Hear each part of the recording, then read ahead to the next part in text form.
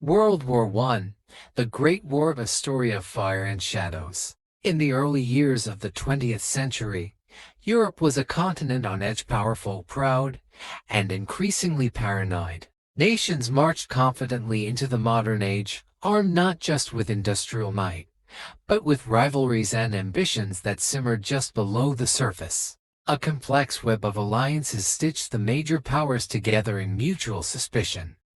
On one side stood the Triple Alliance: Germany, Austria-Hungary, and Italy. On the other, the Triple Entente: France, Russia, and Britain. Each side pledged to support the other if war came, and yet, these very promises made a local conflict capable of exploding into something far greater. Fueling the tension was a rising tide of nationalism. Across Europe, people were not just loyal to empires or kings, they were fiercely devoted to their national identity. In Germany, pride swelled from a recent unification and growing industrial power. In France, memories of a humiliating defeat to Germany in the Franco-Prussian War still burned. Meanwhile, in Eastern Europe, ethnic groups under imperial rule, Serbs, Czechs, Poles, yearned for independence. At the same time, militarism cast a long shadow over diplomacy.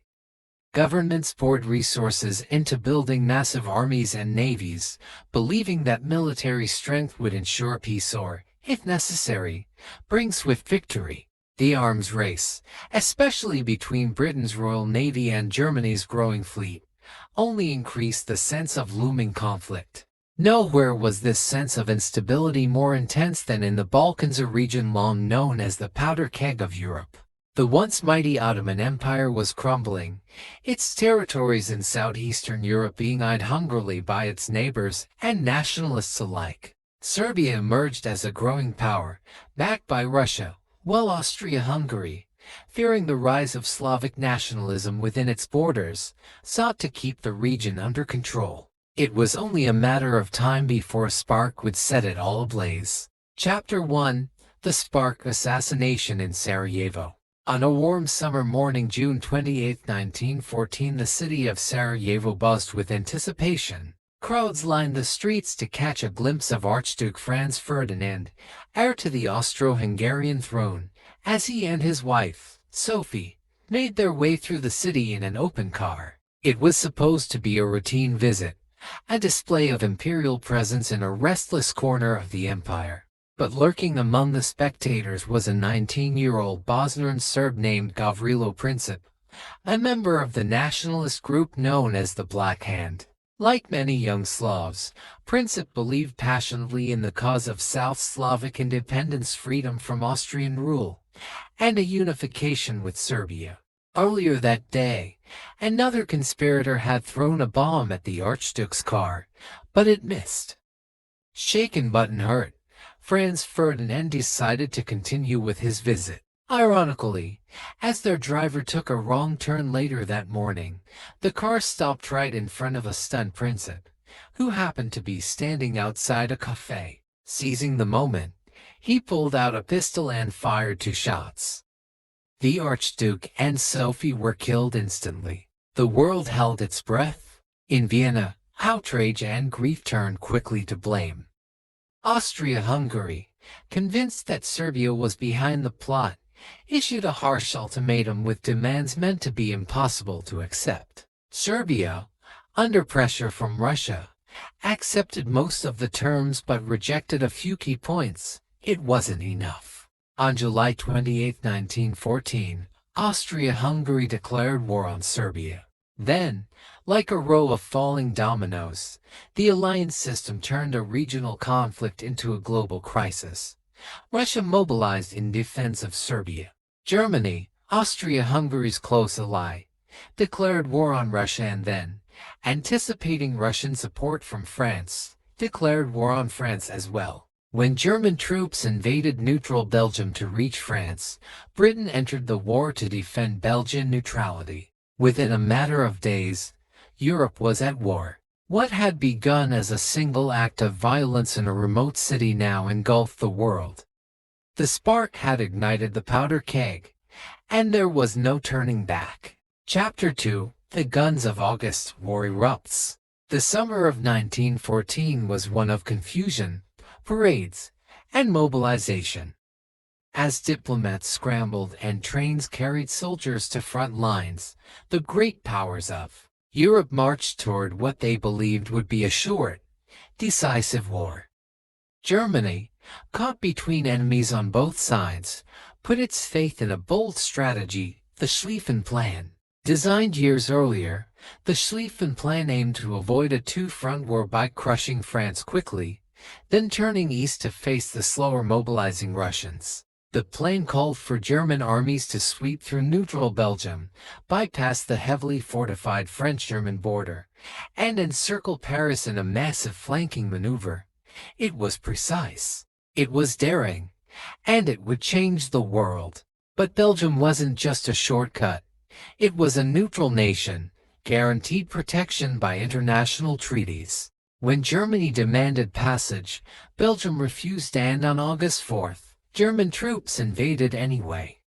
The tiny nation resisted fiercely at Liege, slowing the German advance far more than expected. But the real consequence came when Britain, in defense of Belgian neutrality, declared war on Germany. The early days of the war moved fast. Battles erupted across Europe. At Mons, British forces engaged the Germans for the first time, putting up a spirited defense before retreating under heavy pressure. But the most critical moment came at the Battle of the Marne in early September, just outside Paris.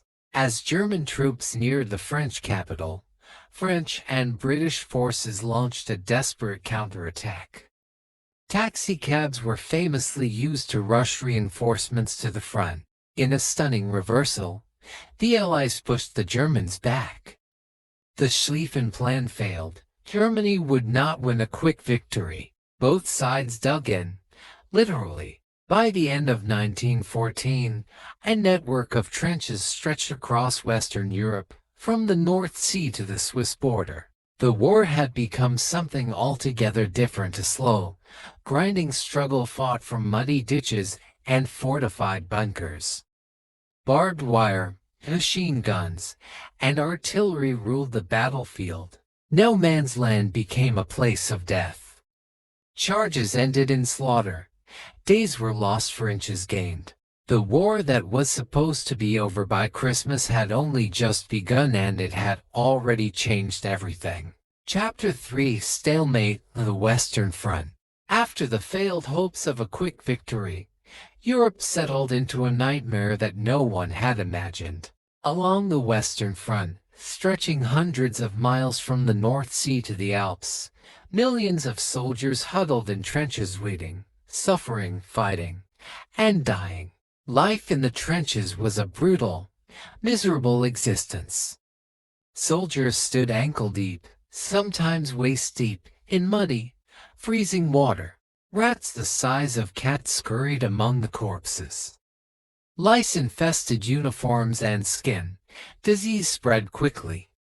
The smell of death was constant, and the roar of artillery was endless.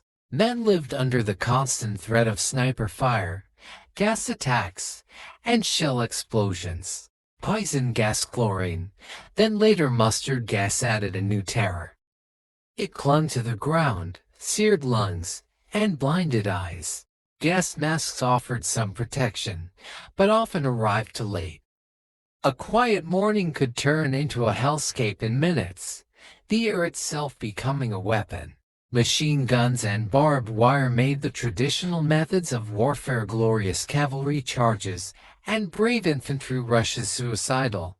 Each offensive turned into a bloodbath. The battles that marked this period became symbols of unimaginable human suffering.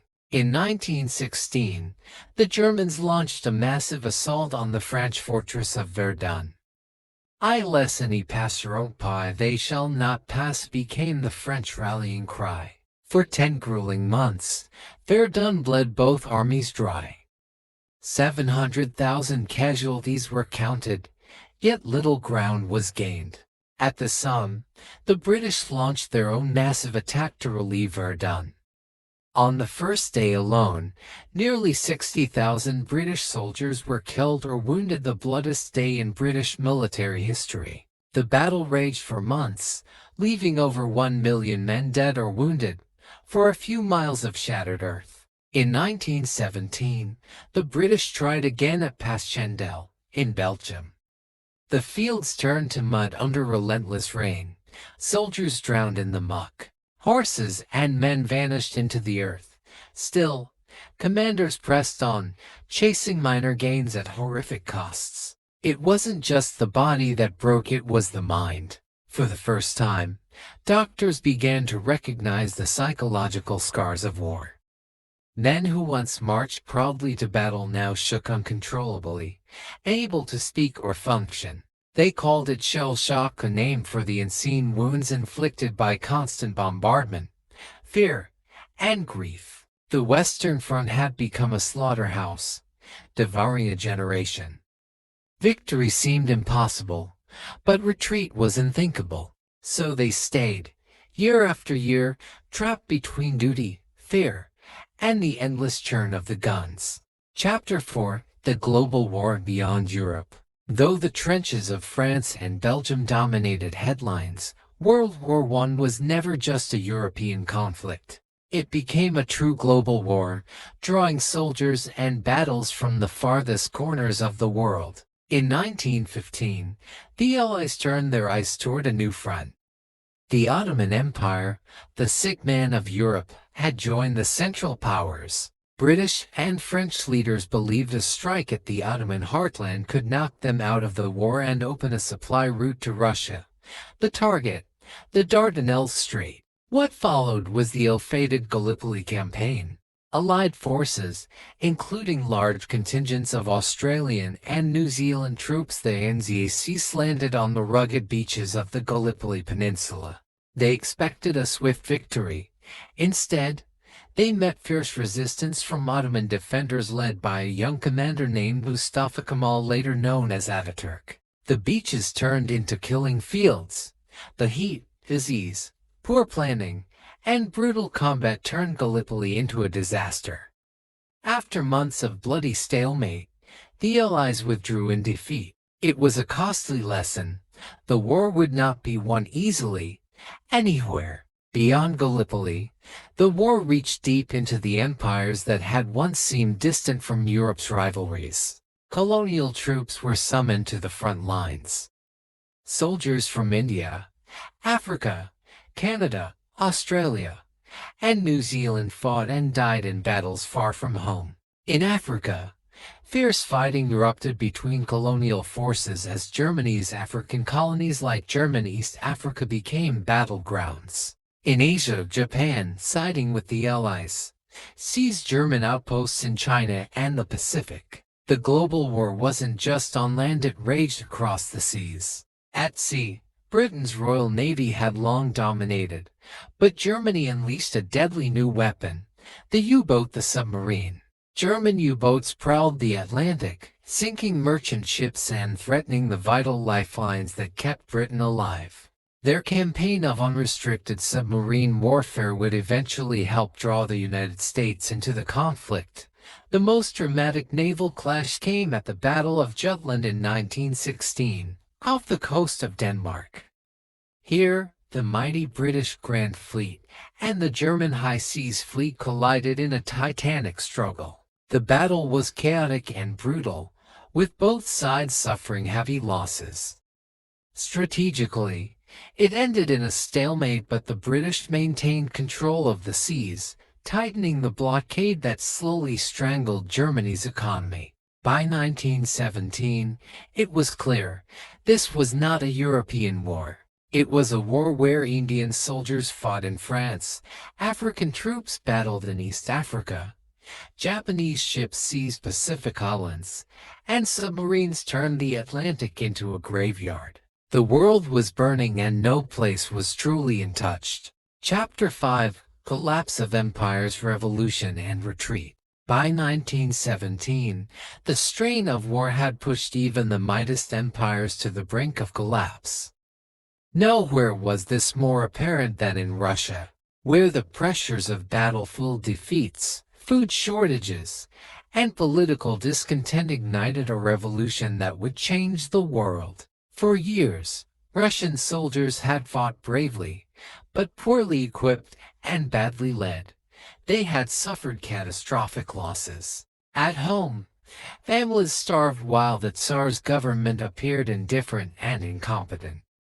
In March 1917, protests erupted in Petrograd, modern-day St. Petersburg. Workers and soldiers, fed up with misery and death, turned against their rulers. Tsar Nicholas II was forced to abdicate, ending centuries of Romanov rule. A provisional government took power and promised to continue the war, but the people had other ideas. As the months dragged on, another revolution loomed. In November 1917, the radical Bolsheviks, led by Vladimir Lenin, seized control.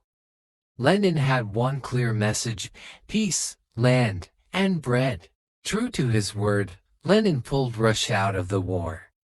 In March 1918, Russia signed the Treaty of Brest-Litovsk with Germany, ceding vast territories but finally ending its role in the bloodshed. For the Central Powers, this was a dream come true, no more fighting onto fronts. Germany shifted its armies west, preparing one final, massive offensive. But across the Atlantic Ocean, a new giant stirred. The United States had remained neutral for much of the war, though public opinion slowly shifted as reports of German atrocities and submarine attacks filled American newspapers. The sinking of the Lusitania in 1915, a British passenger ship carrying civilians, including over 100 Americans, shocked the world. Germany's policy of unrestricted submarine warfare made the seas dangerous for anyone. Still, President Woodrow Wilson hesitated. He campaigned for re-election in 1916 with the slogan, "He kept us out of war." But in early 1917, Germany resumed unrestricted attacks, and then came a staggering revelation: the Zimmermann telegram. British intelligence intercepted a secret German message proposing an alliance with Mexico, offering to help Mexico reclaim Texas, Arizona, and New Mexico if the U.S. entered the war against Germany. When the telegram was made public, outrage swept the American public. Faced with these provocations and fearing the collapse of Allied powers, Wilson made his decision. On April 6, 1917, the United States declared war on Germany, vowing to fight for a world safe for democracy. Fresh American troops, weapons, and resources began pouring into Europe. The tide of war was about to turn. The old empires were crumbling. New forces were rising. And the end of the Great War, though still bloody and bitter, was finally coming into view. Chapter 6. The Final Offensives. 1918. The year 1918 opened with a surge of hope for Germany. With Russia out of the war, the German High Command saw a narrow window to achieve victory before American forces arrived in overwhelming numbers. They planned one last, mighty blow: the spring offensive. In March 1918, German troops launched a furious assault along the Western Front, using new stormtrooper tactics. Small, fast-moving units that bypassed strong points. Germany smashed through the exhausted Allied lines. For a time, it seemed they might succeed. Towns that had been battlegrounds for years fell within days. Paris itself came under threat, so close that German artillery could bombard the city. But Germany's gamble came at a terrible cost. The German army, stretched thin, suffered enormous casualties. Supplies could not keep up with the advance. And crucially, the fresh, determined American forces were finally arriving in full strength. At battles like Cantigny and Belleau Wood, American troops proved their mettle, stiffening Allied defenses and pushing back the German tide. By July, the German offensive had stalled. Now, it was the Allies' turn. Beginning in August, The Allies unleashed a relentless series of attacks known as the Hundred Days Offensive. With coordination between British, French, American, and Canadian forces, they struck blow after blow against the weary German lines. Using tanks, aircraft, and improved infantry tactics, they shattered German defenses and recaptured vast areas of lost ground. Meanwhile, across Europe, Germany's allies began to fall. In September, Bulgaria, cut off and exhausted, became the first of the Central Powers to surrender. In October, as Italian forces smashed their armies at the Battle of Vittorio Veneto, Austria-Hungary collapsed. The empire fragmented as Czechs, Slovaks, Poles, Hungarians, and others declared their independence. Centuries of Habsburg rule ended almost overnight. Back in Germany, revolution swept through the streets. The people, starving and desperate, rose up against the Kaiser. Mutinies broke out in the navy. Workers' councils seized control of cities. On November 9, 1918, Kaiser Wilhelm II abdicated, fleeing to exile in the Netherlands. A new German republic was proclaimed. The following day, envoys met the Allies in a railroad car in Compiègne Forest. On the 11th hour of the 11th day of the 11th month, 1918, the guns finally fell silent. The Great War, the War to end all wars, was over. But its scars would remain, written not just on maps, but on the hearts of a generation. Chapter 7, Armistice and Aftermath, The Broken Peace. The guns had fallen silent on November 11, 1918, but peace would prove far harder to win than victory. In 1919, world leaders gathered at the glittering Palace of Versailles outside Paris to hammer out a treaty that would formally end the war. Hopes ran high for a new beginning, a lasting peace. But beneath the surface, bitterness and revenge simmered. At the heart of the negotiations stood the Big Four: President Woodrow Wilson of the United States, Prime Minister David Lloyd George of Britain, Premier Georges Clemenceau of France, and Prime Minister Vittorio Orlando of Italy. Each came with different goals. Wilson dreamed of a just and fair peace based on his 14 points. Clemenceau, whose France had bled so deeply, wanted revenge and security.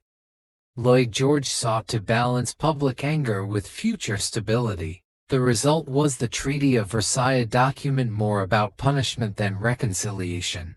Germany was forced to accept full responsibility for the war under the infamous Article 231, the War Guilt Clause.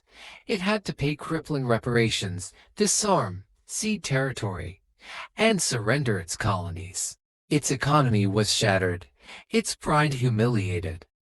The treaty carved up old empires like Austria-Hungary and the Ottoman lands, creating new nations but also new tensions.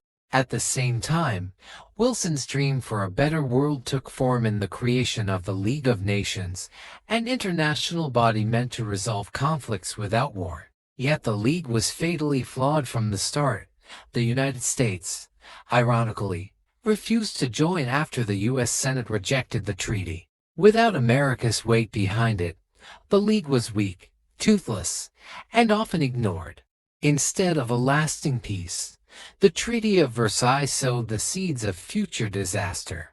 Across Europe, a lost generation wandered in the aftermath. Millions of young men, those who had survived, came home to a world they barely recognized. Many were broken in body and spirit. Jobs were scarce. Economies were in ruins.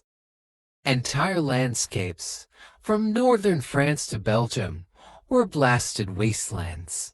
Worse, resentment festered in the heart of Germany.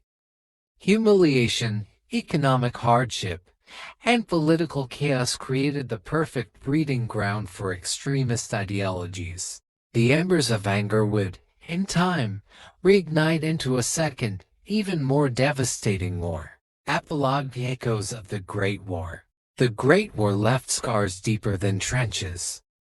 It changed art, literature, and the very way people saw the world. Poets like Wilfred Owen and Siegfried Sassoon captured the horror and futility of war in raw and flinching words. Artists rejected the old romantic visions of glory, embracing modernism, Dadaism, and Surrealism, movements born from the absurdity and chaos they had witnessed.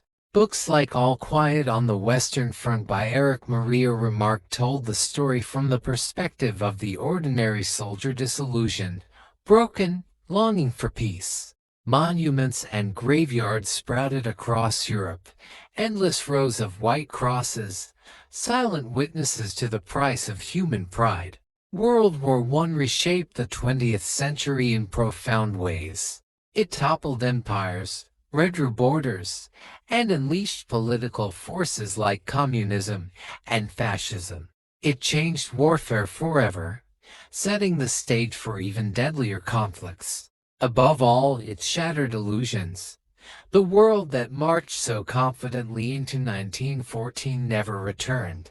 In its place stood a humbler, haunted generation, forever marked by a war they had been told would end all wars, but instead merely began a new and troubled era.